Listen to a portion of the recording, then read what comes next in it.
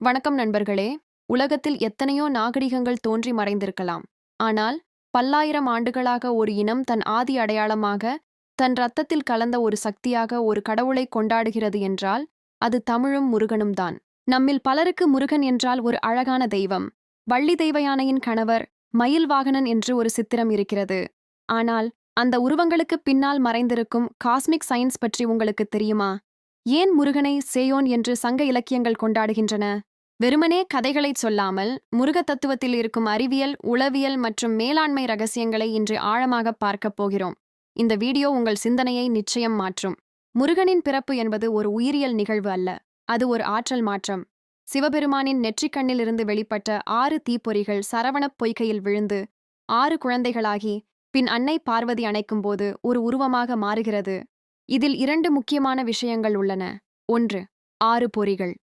நம் உடலானது நிலம், நீர், நெருப்பு, காற்று, ஆகாயம் என்ற 5 பூதங்களால் ஆனது. ஆனால் 6வது பூதமாக அறிவு அல்லது ஆன்மா சேரும்போதுதான் ஒரு மனிதன் முழுமையடைகிறான். அந்த 6வது ஆற்றல்தான் முருகன். 2. ஒருங்கிணைப்பு. சிதறிக் கிடக்கும் ஆற்றலை ஒரு புள்ளியில் இணைத்தால் அது மகாசக்தியாக மாறும். இன்று நாம் பயன்படுத்தும் லேசர் டெக்னாலஜி கூட ஒரு புள்ளியில் ஆற்றலை குவிப்பதுதான். அதைத்தான் முருகனின் பிறப்பு பல்லாயிரம் ஆண்டுகளுக்கு முன்பே நமக்கு உணர்த்தியது. அடுத்து முருகனின் அடையாளம் வேல். ஆலமுண்ட நீலகண்டன் அருமை மைந்தன் ஏந்தும் வேல் என்று பாடுவார்கள். அந்த வேல் ஏன் அந்த வடிவத்தில் இருக்கிறது? வேலின் தண்டு நீண்டது, அது உங்கள் அறிவின் ஆழத்தை குறிக்கிறது. வேலின் நுனி அகன்றது, அது உங்கள் பார்வை பறந்து விரிந்து இருக்க வேண்டும் என்பதை குறிக்கிறது. அதன் முனை கூர்மையானது, அது உங்கள் கவனம் சிதறாமல் ஒரே நேர்கோட்டில் இருக்க வேண்டும் என்பதை குறிக்கிறது.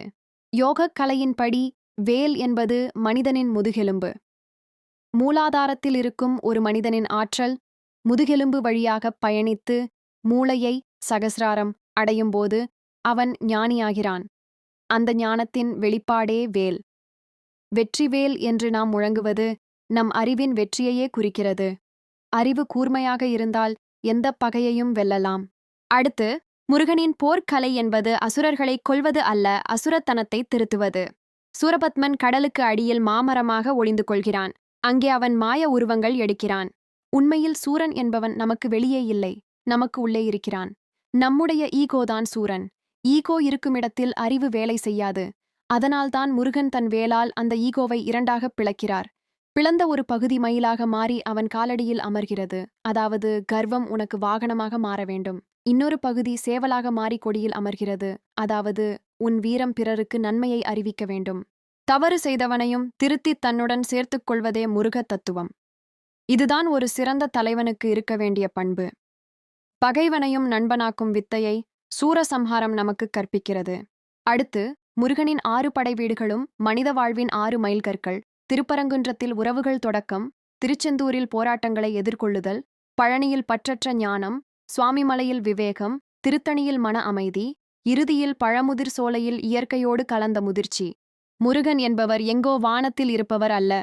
உங்கள் தைரியத்தில் அவர் இருக்கிறார், உங்கள் அறிவின் கூர்மையில் அவர் இருக்கிறார், நீங்கள் செய்யும் அறச்செயலில் அவர் இருக்கிறார். யாமிருக்க பயமேன்? இந்த ஒரு வரி போதும் எந்தச் சூழலிலும் நாம் மீண்டு வர. உங்கள் கையில் இருக்கும் வேல் உங்கள் நம்பிக்கை, அதை எப்போதும் கூர்மையாக வைத்திருங்கள். இந்த வீடியோ உங்களுக்கு பயனுள்ளதாக இருந்ததா? முருகனைப் பற்றி உங்களுக்கு தெரிந்த சுவாரஸ்யமான தகவல்களை கீழே கமெண்ட் செய்யுங்கள். மறக்காமல் சப்ஸ்கிரைப் செய்து இந்த தமிழ் அடையாளத்தை பலருக்கும் கொண்டு செல்லுங்கள்.